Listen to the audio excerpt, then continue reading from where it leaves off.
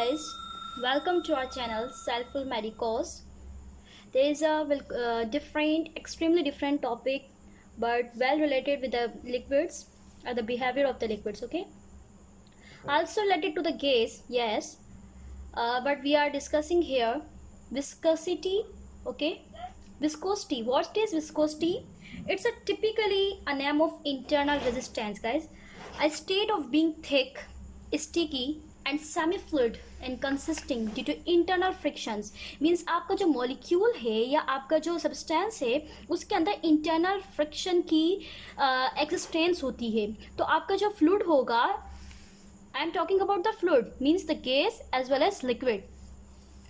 तो आपका जो फ्लूइड है उसके अंदर इतनी प्रॉपर्टी है कि वो स्टिक भी हो सकता है, देन वो थिक हो सकता है और finally due to the internal friction. Okay guys, क्योंकि जो गैसेस की तरह लिक्विड के अंदर भी एबिलिटी होती है कि वो फ्लो हो सके, लेकिन गैसेस के अंदर स्पेस ज़्यादा होती है, उनकी डेफिनेट सरफेस होती है, लेकिन लिक्विड के अंदर इस तरह की सरफेस नहीं होती है. तो इस तरीके से कुछ लिक्विड हमारे पास ऐसे होते हैं जिनके अंदर ज़्यादा रेट ऑफ फ्लो होता है और कुछ लिक्विड्स हमारे पास ऐसे होते हैं जिनके पास इंटरनल फ्रिक्शन होती है, इंटरनल रेजिस्टेंस होती है, जिसकी वजह से वो फ्लो नहीं कर पाते. ओके गाइस, तो इसको हम ये कहते हैं कि आप फॉर एग्जांपल सिरप लें और water. So the syrup is more viscous than the water. Okay, as you know कि उसके अंदर थोड़ी कोलाइडनेस होती है, वो थोड़ा सेमी फ्लूइड होता है. अच्छा, सेमी फ्लूइड हम किसे कहते हैं? What is semi-fluid? Yes, thick consistency हो between solid and liquid. तो वो जो fluid होगा जिसमें thick consistency आ रही है आपके solid और liquid के दरमियान, उसे हम क्या कहेंगे? उसे हम जो है वो semi-fluid कहेंगे. So the next point is cooling the fluid raises its viscosity. जब आप इसकी cooling करेंगे, यानी आपका जो fluid है अगर उसको आपने cool कर दिया, as you know कि when हम किसी fluid को cool करते हैं तो वो क्या होता है? contract होता है. Okay, I am not talking about the water here because उसके अंदर थोड़ा एनामोलस बिहेवियर है as you know, but I am talking about the all fluids. Okay, तो उसके अंदर जब आप उसको कूल करेंगे तो इट विल कॉन्ट्रैक्ट, और कॉन्ट्रैक्ट करने से क्या होगा? उसकी विस्कोसिटी क्या होगी? और इंक्रीज होगी. मीन्स इंटरनल फ्रिक्शन को आप इन्हांस करेंगे.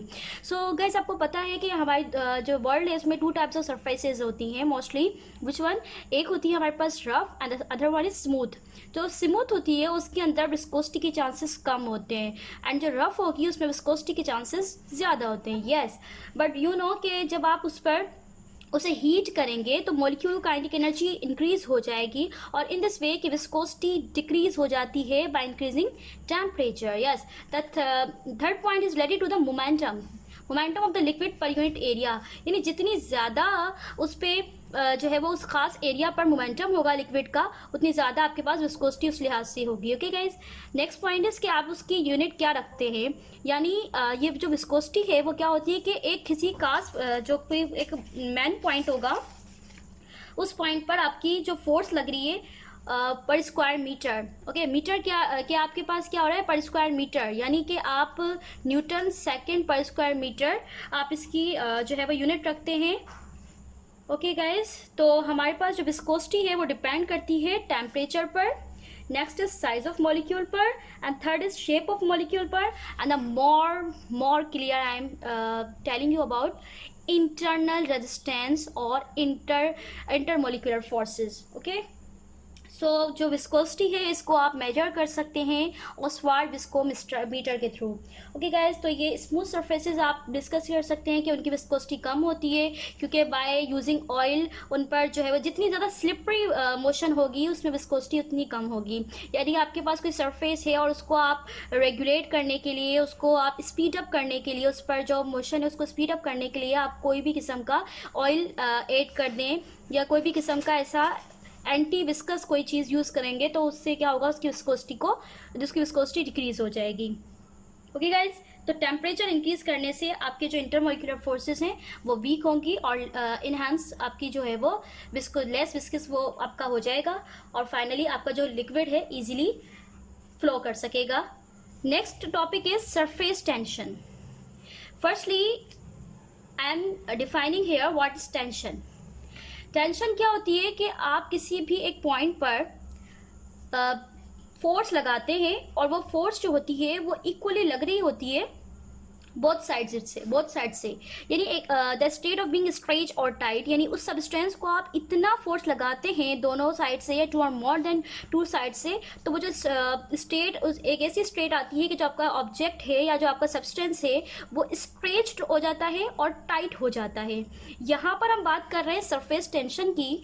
तो सरफेस टेंशन जो है गाइज उसको हम शो करते हैं, किससे शो करते हैं? हमारे पास जो है मैंने आपको बताया कि यहाँ पर हम गैमा से उसको यूज शो करते हैं। ओके, ये टेंडेंसी होती है लिक्विड सरफेसेस की कि वो श्रिंक हो जाती है मिनिमम सरफेस एरिया पर, यानी उस पर हम एक खास फोर्स लगाते हैं और फोर्स लगाने से आप क्या करते हैं, एक खास जो लेंथ होगी उस पर फोर्स लगती है, पर यूनिट लेंथ जितनी फोर्स लगती है उतनी ज़्यादा आपके जो मॉलिक्यूल हैं वो श्रिंक हो जाते हैं मिनिमम सरफेस पर, और इसे हम सरफेस टेंशन कहते हैं। फॉर एग्जाम्पल कि आपने कंटेनर में बहुत सारे मॉलिक्यूल लिए, ओके गाइज, ये आपने मॉलिक्यूल लिए हैं, इस तरह से आपने मॉलिक्यूल लिए।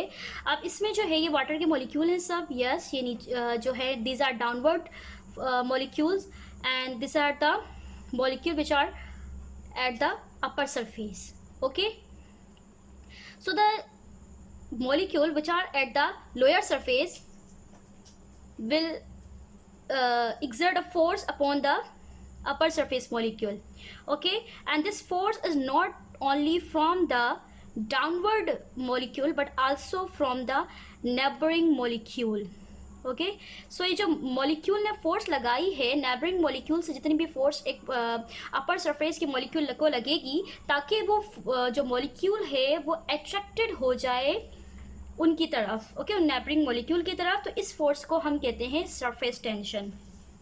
सरफेस टेंशन जो होती है गाइज वो डिक्रीज हो जाती है और तो मींस अगर आप उसका टेम्परेचर बढ़ाएंगे तो सरफेस टेंशन क्या हो जाएगी, डिक्रीज हो जाएगी। ठीक है, ये पॉइंट आपका जो है वो है कि should be keep in your mind कि जितनी ज़्यादा आप टेम्परेचर इंक्रीज करेंगे उतनी कम आपकी सरफेस टेंशन होगी। ओके, तो अब आपने देखा कि आप जब कोई ड्रॉप वाटर ड्रॉप टैप से गिरता है, so it is very spherical. Why?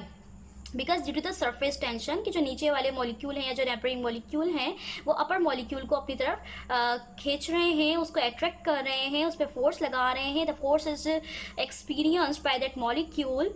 Okay, so in this way the molecule behave like that कि आपका जो मॉलिक्यूल है उसका साइज भी क्या हो जाएगा, श्रिंक हो जाएगा एक मिनिमम सरफेस पर, और जो है आपका जो सरफेस उसकी शेप जो होगी उस लिक्विड की वो क्या हो जाएगी, स्फेरिकल हो जाएगी। ओके गाइज, सो ये हमने देखा कि हमारी जो सरफेस टेंशन है वो डिपेंड करेगी इंटरमोलिकुलर फोर्सेस पर। यस, इंटरमोलिकुलर फोर्सेस कितनी ज़्यादा हैं, टेम्परेचर पे डिपेंड करेगी। And again third thing is size of molecule directly, and the forces के सर्फेक्टेंट आपका क्या है। ओके, सो हमने ये देखा कि हमारे पास जितनी ज़्यादा स्ट्रॉन्ग इंटरमोलिकुलर एट्रैक्शन होगी उतना ज़्यादा हमारे पास सरफेस टेंशन होगी। जैसे वाटर के अंदर हम कहते हैं कि वहाँ पर हाइड्रोजन बॉन्डिंग होती है, इस वजह से वहाँ पर सरफेस टेंशन भी क्या होती है, ज़्यादा होती है। गाइस, आपको पता है कि लिक्विड राइज होता है कैपिलरी ट्यूब के अंदर, तो ये जो कैपिलरी एक्शन है ये भी सरफेस टेंशन की वजह से होता है। गाइस, आज हम डिस्कस करने लगे हैं कुछ मिनिस्कस को। You know what is meniscus? कि जब आपका लिक्विड किसी कैपिलरी ट्यूब के अंदर राइज होता है तो उसकी अपर सरफेस पर कुछ एक स्पेशल किस्म का एक special type of curve create होता है। उस कर्व को जो कहते हैं हम वो कहते हैं मिनिस्कस। ओके, और ये भी किसी सरफेस टेंशन की वजह से होता है। So I am writing here what the meniscus is. What meniscus हमारे पास क्या होता है? Yes, you can write it because it is very important. Is the curve. Finally ये आपका कर्व होता है इन द अपर सरफेस, यानी जिस मॉलिक्यूल को नीचे से मीन्स डाउनवर्ड मॉलिक्यूल जो हैं, जो कि मॉलिक्यूल बिल्कुल डाउनवर्ड पोर्शन में हैं या जो नेबरिंग मॉलिक्यूल हैं वो उसे खींच रहे हैं, उसे अट्रैक्ट कर रहे हैं इन द अपर सरफेस। तो जो अपर सरफेस की तरफ मॉलिक्यूल हैं उनको अट्रैक्ट किया जा रहा है तो of a liquid. Yes, we are talking about appropriately for liquid, so hence it is very necessary to express the word liquid. So it is close to the surface of container, यानी जिसमें आपने उसको रखा है। Either वो आपकी capillary है या कोई कंटेनर है जिसके अंदर भी आप उसको राइज करना चाह रहे हैं, सो और एनी अदर ऑब्जेक्ट, या कोई भी आपने दूसरा ऑब्जेक्ट रखा है। ओके गाइज, तो इन दिस वे आपको क्या मिलेगा, एक मिनिस्कस मिलेगा, एंड दिस मिनिस्कस में be concave and the convex. Guys concave और कॉन्वेक्स की शेप आपको पता है कि कॉनकेव की शेप क्या होती है एंड कॉन्वेक्स की शेप क्या होती है। दिस इज कॉन्वेक्स, ओके, इसको हम कॉन्वेक्स कहते हैं। Okay, this is called convex, जिसके आपने देखा कि जिसका जो सेंटर है यानी जो मिड पॉइंट है वो बहुत वाइड होता है, यानी बहुत ब्रॉडेड होता है, लेकिन जो एजेस होते हैं वो नैरो होते हैं। इसी तरीके से हमारे पास है कॉनकैव। कॉनकैव कैसा होता है गाइज, उसके जो एजेस होते हैं वो बहुत ज़्यादा ब्रॉडेड होते हैं, वाइल उसका जो मिड होता है इट्स नॉट वेरी ब्रॉडेड। ओके, सो आपको ये बात पता होनी चाहिए। तो इस तरह के टू टाइप्स ऑफ मिनिस्कस हमारे पास, यानी अगेन आई एम सेइंग कि वो कर्व होता है, वो कर्व बनेगा जब आप उसको जो है वो डिस्कस करने लगेंगे, तो ये मिनिस्कस आपके पास बनेगा, और ये आपकी due to the surface tension होता है। Guys last the more important thing कि आप जो डाउनवर्ड फोर्स यानी जो आपके अपर मॉलिक्यूल की तरफ फोर्स लग रही है उसको मालूम करना चाहते हैं, तो उसके लिए आपके पास बेसिक एक फार्मूला है 2πr सिग्मा, क्योंकि इसकी हेल्प से आप इजीली अपने जो सरफेस टेंशन है उसको फाइंड आउट कर सकते हैं। विस्कोसिटी की तरह सरफेस टेंशन भी अगेन डिक्रीज हो जाएगी अगर आप टेम्परेचर बढ़ाएंगे। सेम रीज़न के इंटरमॉलिक्यूलर इंट्रैक्शन क्या हो जाएगी, डिक्रीज हो जाएगी। ओके गाइज, तो सरफेस टेंशन को you can mayor surface tension by which one, yes, surface tension को आप किसके थ्रू मालूम कर सकते हैं? Is there an idea you have? Yes, stalgometer. What is? The measuring instrument is stalgometer. Keep in your mind, this point is very necessary because it is very necessary related to the MCQ. Entrance test पे बहुत ज़्यादा पूछा जाने वाला सवाल है ये। Okay, so thank you and don't forget to subscribe our channel and hope you will like our video. Thank you so much.